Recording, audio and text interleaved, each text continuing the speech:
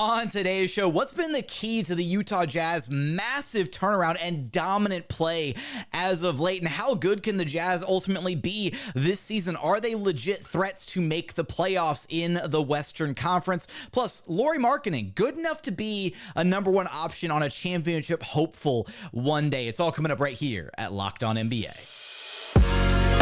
You are Locked On NBA, your daily NBA podcast. Part of the Locked On Podcast Network, your team every day. What's up and welcome to another edition of Locked On NBA, the biggest stories with the local experts. I'm your host, Jackson Gatlin, also host of Locked On Rockets right here on the Locked On Podcast Network, your team every day. Now, today's episode is brought to you by FanDuel.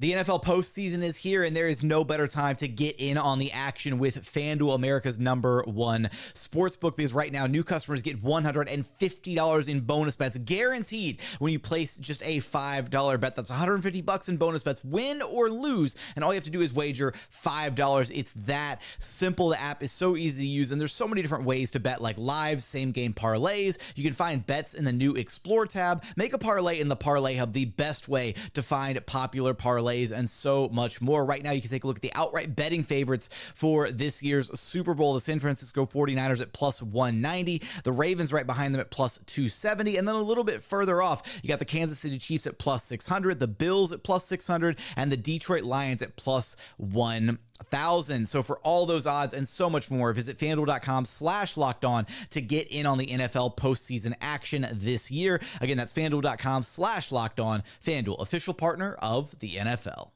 Joining us now is the host of Locked On Jazz, our fearless leader, David Locke himself. You can track down wherever you listen to your podcasts, and on YouTube, just search Locked On Jazz. And David, let's be honest here, the Jazz got off to a bit of a rough start this season, all the way kind of through up to about the end of November-ish, but as of late, they've been on a pretty significant tear here, 8-2 in their last 10. They've got wins over the Bucks, the Nuggets, and the Lakers, and not just wins, but dominant wins where they led for a majority of these games. So kind of what has been the key to success here in turning around this season as of late? Well, let me start with the first thing you said and just let everyone know that on December 21st, the Utah Jazz went to Detroit, who had lost 24 straight games, and the Pistons were favored. The Pistons were favored. Ooh. So if you want to know what a turnaround is, it's going from being in Detroit, having lost the night before to Cleveland, who didn't have Donovan Mitchell, Darius Garland, or Evan Mobley playing in that game. And then since that day, you've lost 2 games. That's a turnaround. Why?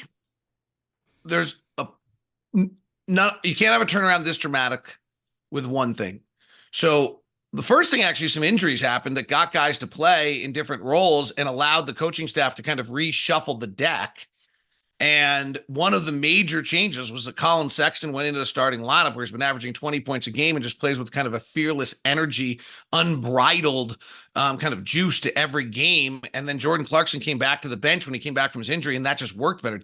Keontae George got injured. Rookies don't help you win in this league. Chris Dunn went into the starting lineup and just settled things a little bit. He's a veteran. He knows how to play. He doesn't play starter minutes, but he still starts and settles. So all these little things kind of happened. Walker Kessler got hurt, and it allowed them to reshuffle the deck, and everyone is now playing at a much better level in a different role. This leads to the next part of it, and then I will stop. I promise. And that is, they have a complete 48 minutes of 5-man lineups that are solid NBA players out on the floor at all times. And if you really look around most rosters in the NBA, almost none of them do. You could say Keontae hasn't proven that yet. He's pretty good and he's playing really well. So I think he will be that. I kind of understand when you say rookies, if you say rookies haven't proven that. But otherwise, every other guy that's playing is playing well, and he's a bona fide NBA rotation player. When we played Milwaukee the other night and they had Dame out, they played about 70 minutes of guys that aren't NBA rotation players. And so the Jazz are winning with a level of consistency throughout the whole night.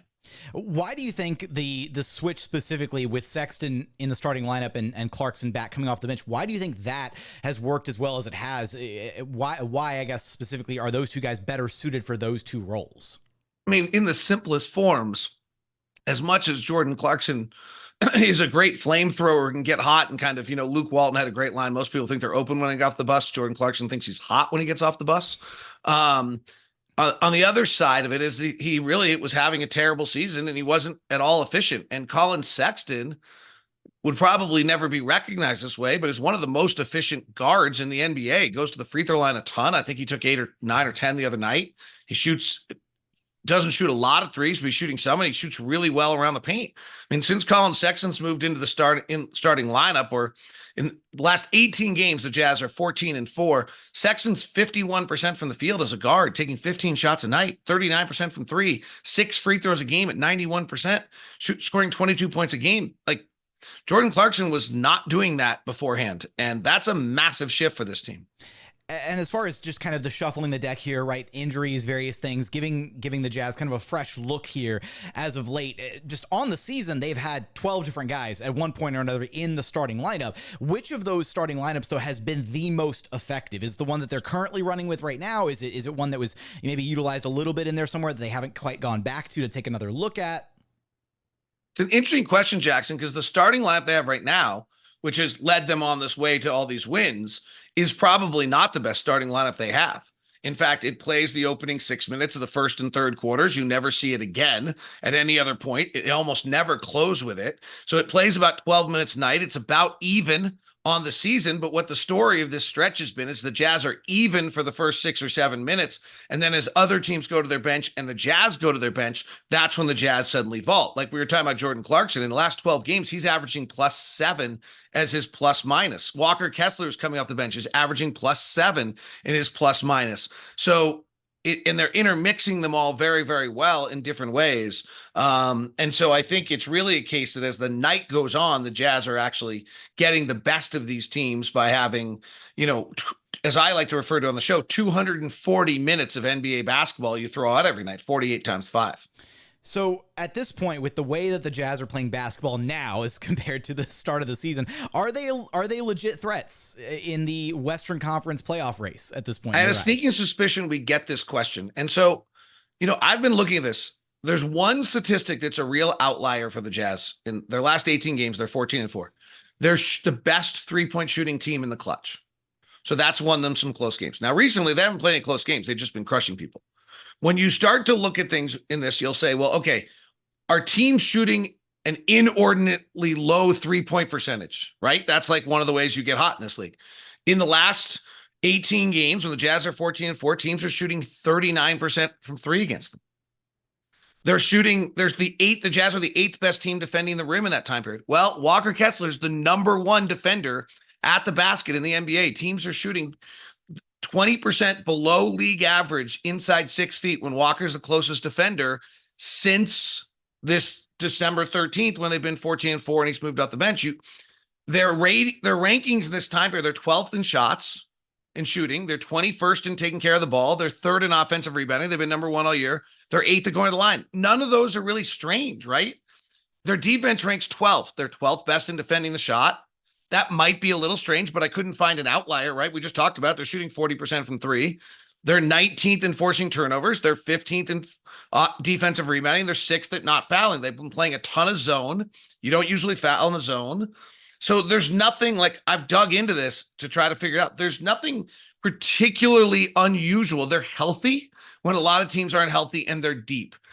Other than Colin Sexton, there's also not really anybody that's having a super big outlier stretch. Kelly Olynyk's shooting 54%. That's a little high. And John Collins is shooting 54% and 39% from 3. That's probably a little high. But otherwise, you look down the list, there really isn't anything here, Jackson, that just bounds off the table at you and says, well, there's no way that Lauri Markkanen can continue to average 24 points a game. Well, why not? There's no way Colin Sexton can continue to average 21 points a game. Well, actually, he's done that twice before in his career before this year. So I'm stunned by what's happened with the Utah Jazz. They were terrible. They lost by 50 to Dallas. They lost by 30 to the Lakers. They were terrible. But what I'm watching right now, I can't find something that says to me, oh, this is a total mirage. So then at that point, how much credit do you just give to Will Hardy for this turnaround then? Or do you want to give credit to everybody, like the players for buying in, for accepting different roles? Is there one guy that you want to pinpoint and say he deserves the credit? And is that guy Will Hardy at this point? So the first one I want to give credit to is the players, because I do think there's something going on here. And then you have to probably give the culture of the coach building this. So Talen Horton-Tucker was starting. He's been taken completely out of the rotation, doesn't play anymore. In the last 18 games, 10 other players are playing at least 20 minutes a night, and only Lauri Markkanen's averaging 30. Like, that's really unheard of in this league, right? So the signature on the Jazz has been, you know who their best player is, and 8 of us could have a discussion about 8 other players on who their second best player is. Like, if I ask you who the Jazz second best player is, like, you don't have an answer. Right now, everybody could just react on YouTube. Who do you think the Jazz second best player is? We'll get 6 different answers right away. Somehow the group has decided, oh, we're at our best if we are willing to give of ourselves, and everyone kind of plays less than maybe they want to, but we all do this together. Winning makes everyone better. Credit to Will Hardy for finding a way to get these players to do this, because this is a league where the free agency and money and these things matter. And these guys have all given something of themselves.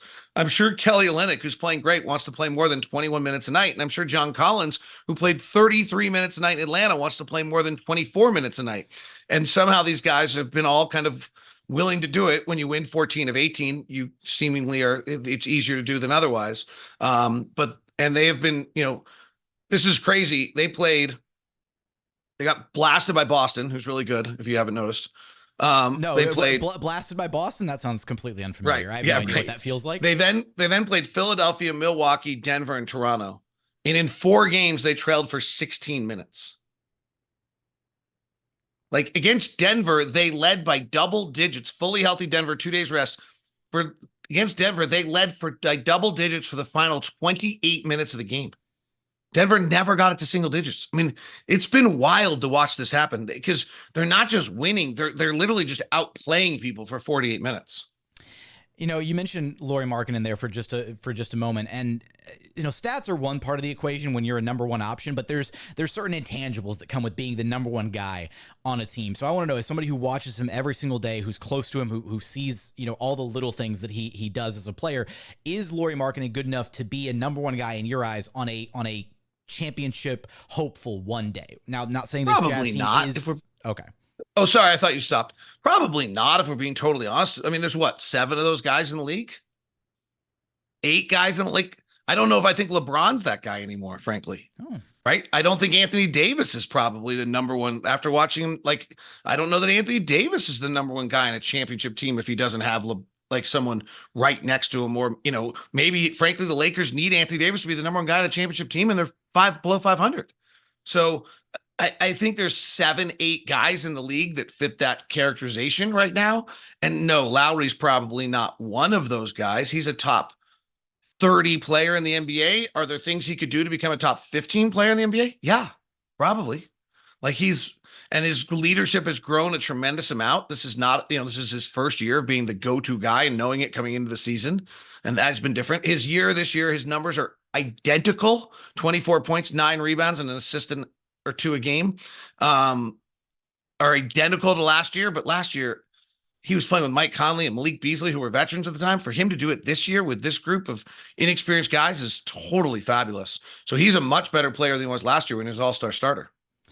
How much longer can the Utah Jazz keep up their dominant play for? Is it sustainable? How good can Lauri Markkanen ultimately become as a player? Is he top 15 bound at some point in his career? You'll have us covered for all of that and so much more over at Locked On Jazz. David, thanks for stopping by Locked On NBA with me. My pleasure. Great job, Jackson. That's my love Mondays. You on the NBA, Kevin Oestreicher on the NFL. It's my first listens every single Monday is these 2 shows.